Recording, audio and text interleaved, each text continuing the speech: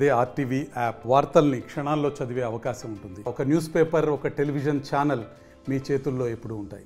తెలంగాణ రాష్ట్ర ప్రభుత్వం యాసంగి ధాన్యం కొనుగోలు చేసేందుకు ప్రతిష్టాత్మకంగా తీసుకుంది. యాసంగి ధాన్యాన్ని పూర్తి స్థాయిలో సేకరించాలి. ఎక్కడ కూడా ధాన్యం కొనుగోలుకు సంబంధించి ఇబ్బందులు లేకుండా రైతులకు ఎలాంటి ఇబ్బందులు కలగకుండా చూడాలని చెప్పి జిల్లా కలెక్టర్లకు అదేవిధంగా అడిషనల్ కలెక్టర్ ఆదేశాలు జారీ చేసింది. అదే నేపథ్యంలో నిజామాబాద్ జిల్లాకు సంబంధించి ఎన్ని లక్షల ఎకరాల్లో వరి ధాన్యం పండుతుంది, ఎన్ని లక్షల మెట్రిక్ టన్నులు సేకరిస్తారు, ఎన్ని లక్షల మెట్రిక్ టన్నులు దిగుబడి వస్తుందనే అంశానికి సంబంధించి నిజామాబాద్ జిల్లా అదనపు కలెక్టర్ కిరణ్ కుమార్ వారు సార్ నమస్తే. ముఖ్యంగా చెప్పండి, నిజామాబాద్ జిల్లాలో రాష్ట్ర ప్రభుత్వం ఏదైతే యాసంగి వరి ధాన్యం కొనుగోలు చేయాలి, పూర్తి స్థాయిలో కాంటాలు ఏర్పాటు చేయాలని చెప్పింది, ఇప్పటివరకు ఎలాంటి ప్రణాళిక రూపొందించారు, ఎన్ని కాంటాలు ఓపెన్ చేశారు? మన నిజామాబాద్ జిల్లాలో ప్యాడీ ప్రొడక్షన్ ప్రతి సంవత్సరం లాగానే నార్మల్గానే ఉంటుందని అంచనా వేశాము. సుమారుగా 11 లక్షల మెట్రిక్ టన్నులు ప్రొడక్షన్ అయితే అందులో 1 లక్ష టన్నుల దాకా లోకల్ కన్జంప్షన్కు ఉన్నా కానీ మిగతా ఒక 4 లక్షలు మిల్లర్స్ కానీ వాళ్ళు పర్చేజ్ చేసినా కానీ మన ప్యాడీ ప్రొక్యూర్మెంట్ సెంటర్స్ ద్వారా సుమారుగా 6 లక్షల మెట్రిక్ టన్నుల ధాన్యాన్ని మనం సేకరించాలని నిర్ణయించాము. దీనికోసం అని చెప్పేసి 466 సెంటర్లని ప్యాక్స్ ద్వారా అయితే కానీ డ్వాక్రా వాళ్ళ దొరుకుతాయని మనం సెంటర్స్ ద్వారా మనం ఈ ప్రొక్యూర్మెంట్ చేయాలని చెప్పి నిర్ణయించాము. అయితే ఎక్కువగా ఇక్కడ గంగా కావేరి అనేది కొంచెం ఆ వెరైటీ అనేది ఎక్కువ పండింది. అయితే ఆ వెరైటీకి ఇప్పటి వరకు అయితే ఏ ప్రాబ్లం లేకుండా బయట నుంచి వచ్చిన అంటే మిల్లర్స్ వరకు వాళ్ళు కొనుగోలు చేస్తున్నారు. వాళ్ళు 2200 వరకు వాళ్ళు ధాన్యం రేటు పెడుతున్నారు. తర్వాత తేమ శాతం కూడా కొంచెం వాళ్ళు చూడకుండానే తీసుకుంటున్నారు. రైతుల వరకు ఇంతవరకు ఏ విధమైన ఇబ్బంది లేదు, దళారుల ప్రమేయం లేదు. అయినా కానీ మనం వాళ్ళని నిరోధించడానికైతే మనమైతే ప్యాడీ ప్రొక్యూర్మెంట్ సెంటర్స్ అన్నీ ఓపెన్ చేయాలని నిర్ణయించాము. నిన్నటి వరకు ఒక 141 సెంటర్లు వరకు ఓపెన్ చేశాము. మిగతాయి కూడా ఈ మొత్తం ఒక 2-3 రోజుల్లోనే మొత్తం 466 సెంటర్స్ ఓపెన్ చేయాలని చెప్పి నిర్ణయించాము. ఇంకా అయితే ప్యాడీ మన గన్నీ బ్యాగ్స్ అయితే అవన్నీ సప్లై చేయడం జరిగింది. వీటికి కూడా ప్రొక్యూర్మెంట్ సెంటర్స్కి రైస్ మిల్లర్స్ని కూడా మొత్తం ట్యాగ్ చేశాము. అంతా కూడా మనం అన్ని విధాలుగా రెడీగా ఉన్నాము. ఎక్కడైతే కొన్ని అంటే మంచి రైస్ పండిన పంట అవి మనం ఏంటంటే జనరల్ గంగా కావేరి అంటే మనకు అది మామూలుగా వీళ్ళు ఎఫ్సీ వాళ్ళు మన మిల్లర్స్కు మన ప్యాడీ ప్రొక్యూర్మెంట్ సెంటర్లో వాటిని మనం కామన్గానే తీసుకుంటాము. కానీ అవి మంచి ఫైన్ వెరైటీ అట్లా 1010 ఉన్నాయి అనుకోండి, అవి మనం ఏ గ్రేడ్కి తీసుకుంటాము. అట్లా 1010 అటువంటివి మన దగ్గరకు వచ్చే అవకాశం ఉంది. కానీ జనరల్ ఇవైతే ఇప్పటివరకు అయితే మనకి దళారుల ప్రమేయం అంటూ ఏమి లేకుండా రైతులు మంచిగా అమ్ముకోగలుగుతున్నారు. మన ప్రమేయం ఇప్పుడు మనం అన్ని చోట్ల ఓపెన్ చేసాం కాబట్టి ఎక్కడ కూడా వాళ్ళు ఎంటర్ కావటానికి కానీ మద్దతు ధర కంటే తక్కువ అమ్ముడుపోవటానికి కానీ ఎక్కడ అవకాశం లేదు. అయితే సార్ కొన్ని ప్రాంతాల్లో కోటగిరి, బోధన్ ప్రాంతాల్లో ఇప్పటికే పచ్చి ధాన్యాన్ని అమ్మేస్తున్నారని చెప్పి రైతులు అంటే కొన్ని సెంటర్లు ఓపెన్ కాకపోవడంతో అమ్మేసుకున్నారని చెప్పి దళారులు దీంట్లో ఆశ్రయం చేస్తున్నారు, దళారులు ఇబ్బంది పెడుతున్నారనే అపోహలు ఉన్నాయి. బోధను వర్ణిలో కూడా వాళ్ళు ఎక్కువ ఇదే జీకే వెరైటీయే పండిస్తారు. జీకే వెరైటీలు కూడా 2200 తక్కువ ఎక్కడ తీసుకోవట్లేదు.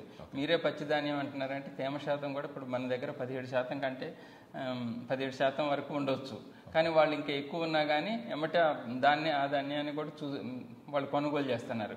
ఎక్కడ కూడా రైతులు ఎంఎస్పీ కంటే కూడా తక్కువ రేటుకి అమ్ముకోలేదు. మనకి ముఖ్యంగా మన పర్చేసింగ్ సెంటర్స్ ఉద్దేశం కూడా వాళ్ళకి రైతుకు మద్దతు ధర కల్పించడమే మన ప్రధాన ఉద్దేశం. మనకి అది ఎక్కడ కూడా మనం దెబ్బతినలేదు. కాబట్టి రైతులు ఎక్కడ కూడా ఇబ్బంది ఏం పడలేదు. కాబట్టి మనమైతే ప్రొక్యూర్ సెంటర్స్ అన్ని చోట్ల కూడా ఒక 2-3 రోజులు మొత్తం తెరవగలుగుతాము. ఎక్కడ కూడా మద్దతు ధర లేదు అనటానికి అవకాశమే లేదు. అయితే సార్ కొనుగోలు కేంద్రాలు అన్నీ ఓపెన్ అయితే దానికి సంబంధించిన హమాలీలు కానీ దానికి సంబంధించిన గన్ని బ్యాగులు కానీ ఎలా పూర్తిగా మన నిజామాబాద్ జిల్లాకు వచ్చి చేరుకున్నాయి? గన్నీ బ్యాగ్స్ సుమారుగా ఒక 60% మనకు వచ్చాయి. కానీ మనం ఏంటంటే అవసరాన్ని బట్టి ఇస్తుంటాం కాబట్టి ఇనిషియల్గా అన్ని సెంటర్లకి మనం గన్నీ బ్యాగ్స్ ఇవ్వడం జరిగింది.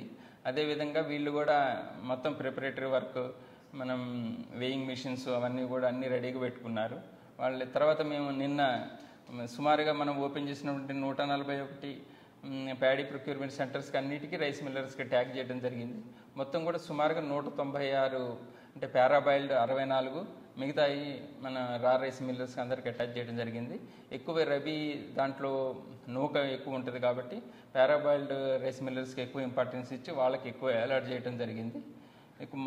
అయితే సార్ గతంలో కొంతమంది రైస్ మిల్లర్ల పైన అవకతవకలకు పాల్పడ్డారని చెప్పి మన మీడియాలో కానీ మన జిల్లా కలెక్టర్లు కానీ అందరూ కూడా దానిపైన టాస్క్ ఫోర్స్ ఏర్పాటు చేశారు. అయితే అలాంటి రైస్ మిల్లర్ కూడా ఈసారి ధాన్యం ఇస్తారా? లేదు, ఎవ్వరికి ఇవ్వట్లేదండి.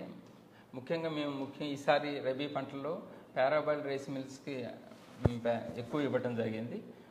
తర్వాత డిఫాల్టర్స్ ఎవ్వరికి కూడా మేము ఈసారి రైస్ అలాట్మెంట్ చేయలేదు. తర్వాత ఖరీఫ్లో కూడా మనం ఖరీఫ్ కానీ అంతకుముందు రబీలో కూడా ఎక్కడైతే వాళ్ళు సిఎంఆర్ రైస్ ఇచ్చారో అవి కూడా కనీసం ఒక 50% ఎబోవ్ ఇచ్చిన వాళ్ళకే మనం ఇచ్చాందని మిగతా వాళ్ళకి ఎవరికి ఇవ్వలేదు.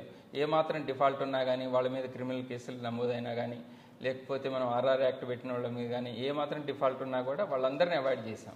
మనకి 250 మంది పైనే ఉన్నారు, కానీ మనం వాళ్ళు ఈసారి మనం అలాట్ చేసింది 200 వరకే ఉన్నారు. అయితే సార్ పూర్తి స్థాయిలో రైస్ మిల్లర్లు కానీ లేదా ధాన్యం కొనుగోలు సెంటర్లు కానీ రైతులకు అక్కడ అన్ని రకాల సౌకర్యాలు అంటే ఇది ఎండాకాలం దానికి సంబంధించి షామ్యాన్ కానీ దానికి సంబంధించి నీటి సౌకర్యాన్ని కల్పించే విధంగా ఏమైనా ప్రయత్నాలు జరుగుతున్నాయి సార్? అవునండి, మేము మొదట ఈ సన్నాహక ఏర్పాట్లు అవి చేసినప్పుడే వాళ్ళకి చెప్పాము. అన్ని విధాలుగా వాళ్ళకి మాకు కూడా ఒక క్వశ్చనర్ ఉంటుంది. ప్రతిదీ కూడా అక్కడ వాటర్ ఉందా లేదా, తర్వాత అక్కడ టాయిలెట్స్ ఉన్నాయా లేవా, అట్లా అన్ని రకాలటువంటి వసతులు ఉన్నాయా లేవా అనేది కూడా చూసుకొని ఆ సెంటర్ కూడా వాళ్ళు అప్లోడ్ చేయాలండి. కానీ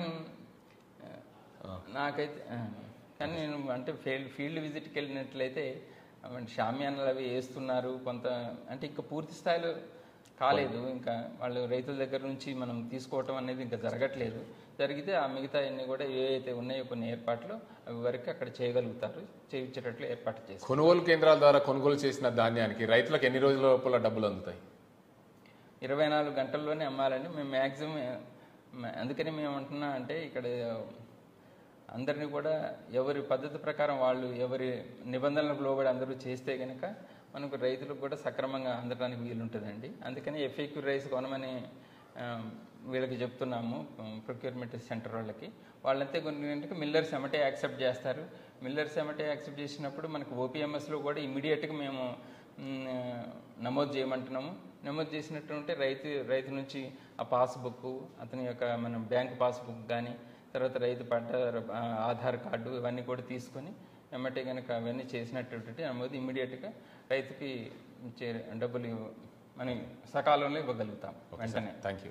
మొత్తంగా చూసుకోవచ్చు, తెలంగాణ రాష్ట్ర ప్రభుత్వం ఏదైతే ప్రతిష్టాత్మకంగా ధాన్యం కొనుగోలుకు సంబంధించి ప్రతిష్టాత్మక తీసుకుని దానికి అందరికి సంబంధించి నిజామాబాద్ జిల్లాలో ధాన్యం కొనుగోలు కేంద్రాలు 140కి పైగా ప్రారంభించాం. 460కి పైగా ధాన్యం కొనుగోలు సెంటర్లు ఏర్పాటు చేయాలి. సహకార సంఘాలు అదే మహిళా సంఘాల ద్వారా ధాన్యం కొనుగోలు కేంద్రానికి సంబంధించి పూర్తి స్థాయిలో అన్ని సిద్ధం చేశాం.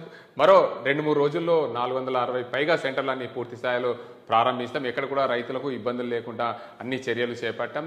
జిల్లా వ్యాప్తంగా ధాన్యం సంబంధించి 6 లక్షల మెట్రిక్ టన్నుల ధాన్యం సేకరించాలని చెప్పి ఇది కొనుగోలు కేంద్రాల ద్వారా ఏర్పాటు చేశామని చెప్పి అదనపు కలెక్టర్ కిరణ్ కుమార్ చెప్తున్నారు. మొత్తంగా రైతులు పండించిన ధాన్యానికి కొనుగోలు కేంద్రాల ద్వారా కొన్న తర్వాత వారికి సకాలంలో త్వరలోనే డబ్బులు వచ్చే విధంగా అన్ని చర్యలు చేపట్టామని చెప్పి చెప్తున్నారు. ఇది ఇక్కడ పరిస్థితి. కెమెరా పర్సన్ అజింతో గంగారెడ్డి, RTV నిజామాబాద్.